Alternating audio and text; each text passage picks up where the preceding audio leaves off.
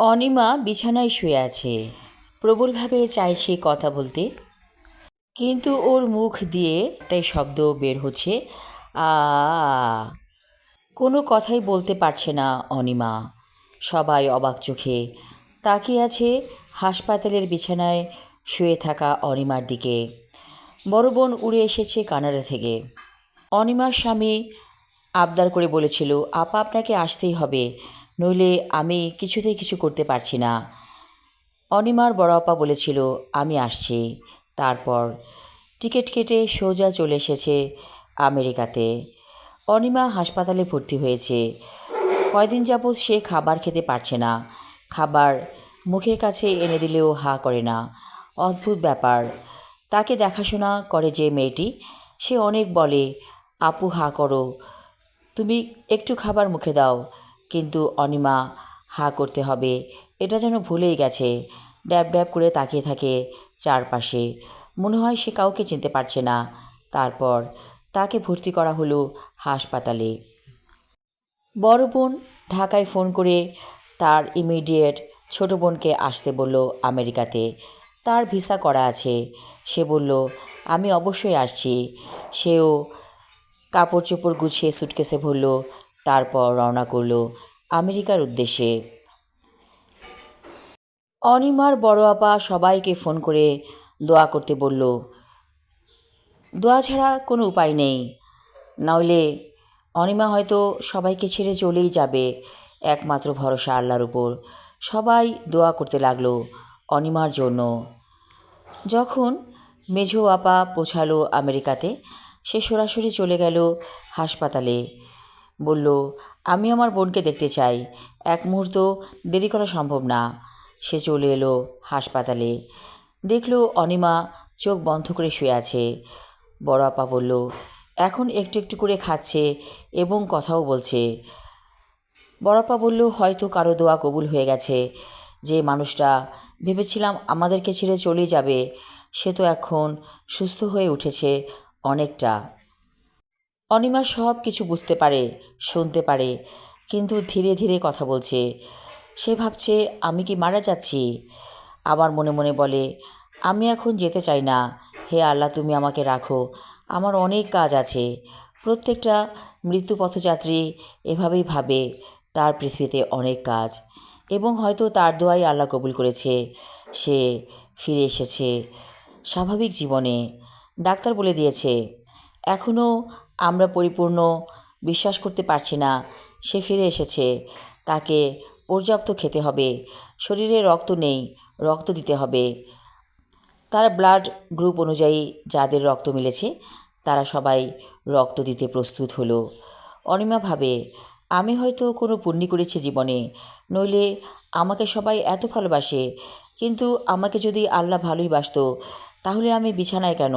আল্লাহর উপর সে ভরসা করে বলে, হে আল্লাহ, আমাকে পাপ মোচন করো, আমাকে তুমিই পারো বাঁচাতে। মেজো বোনকে দেখে অনিমা হাসল। এই বোনটাকে সে অনেক পছন্দ করে। অনিমা ভাবছে, তাকে ফিরতেই হবে। সবাইকে অবাক করে দিয়ে সে বিছানা থেকে ধীরে ধীরে নিজেই উঠে বসল। এটা দেখে সবাই অবাক, এমনকি ডাক্তারও। বলল, আমি শিওর রোগী মানসিকভাবে বিপর্যস্ত ছিল। সবাইকে দেখে সুস্থ হয়ে উঠছে। এমন রোগী আছে আমাদের যারা অনেক আবেগপ্রবণ। তারা শুধু চায় মানুষেরা তাকে ঘিরে রাখুক, কিন্তু এটা বুঝতে পারে না মানুষদের ব্যস্ততা আছে, কর্মজীবন আছে। যাই হোক, উনি সুস্থ হয়ে গেছে, আমাদের আর কোনো চিন্তা নেই। আর কয়টা দিন হাসপাতালে থাকুক, তারপর অবশ্যই তাকে বাড়ি নিয়ে যাবেন। সবাই হাসছে। সত্যি এটা একটা অন্যরকম ব্যাপার হয়ে গেছে। সবাই মনে করেছিল কি না কি হয়ে যায়, বলা তো যায় না। বেশ কিছুদিন পরে অনিমা ফিরে এলো তার ঘরে। এই বাসাটা তার স্বপ্নের মতো সুন্দর লাগে। এত সুন্দর মায়াময় একটা বাড়ি। বাড়ির নাম রেখেছে সে আনন্দময়ী। আসলে এই বাসায় যারাই প্রবেশ করে তার মনটা অকারণেই আনন্দে রেজে ওঠে। হয়তো বাড়িটার নামকরণের কারণেই এমন হয়।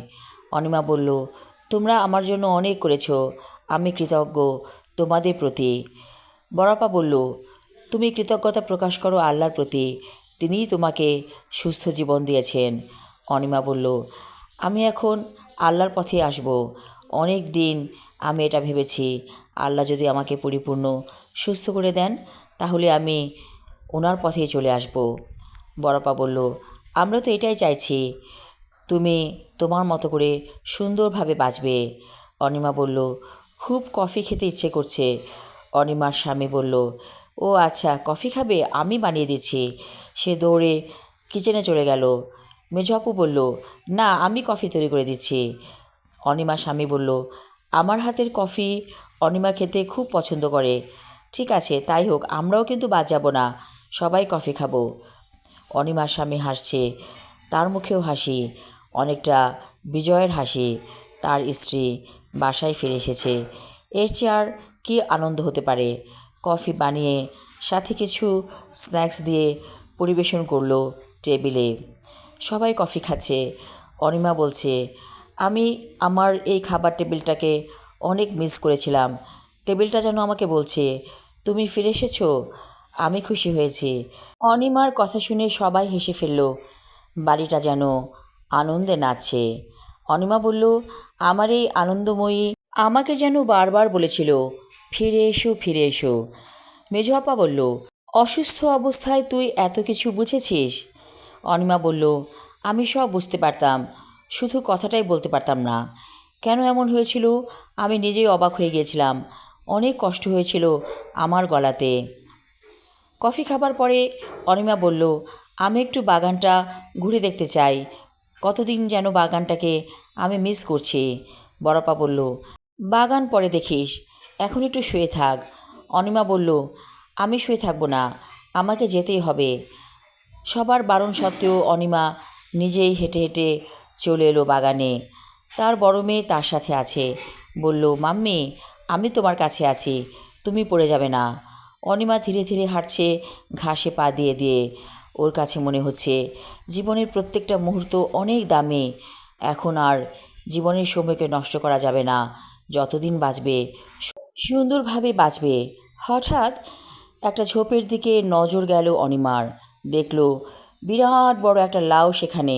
ও চিৎকার করে বলল, এই এসো তোমরা, দেখো কত বড় লাউ হয়েছে। সবাই দৌড়ে এলো বাগানে। দেখলো সত্যি তো একটা বিরাট বড় লাউ হয়ে গেছে। ওর স্বামী লাউটাকে চিমটি মেরে বলল, এটা তো অনেক পেকে গেছে, রীতিমতো শক্ত হয়ে গেছে। অনিমা বলল, আরও শক্ত হবে, আমি এটাকে দিয়ে লাউয়ের ডুগডুগি বানাবো। সবাই এ কথা শুনে আবারও হেসে ফেলল। আমি আমার লেখা গল্প লাউয়ের ডুগডুগি পড়লাম। আশা রাখছি ভালো লাগবে সবার। ধন্যবাদ।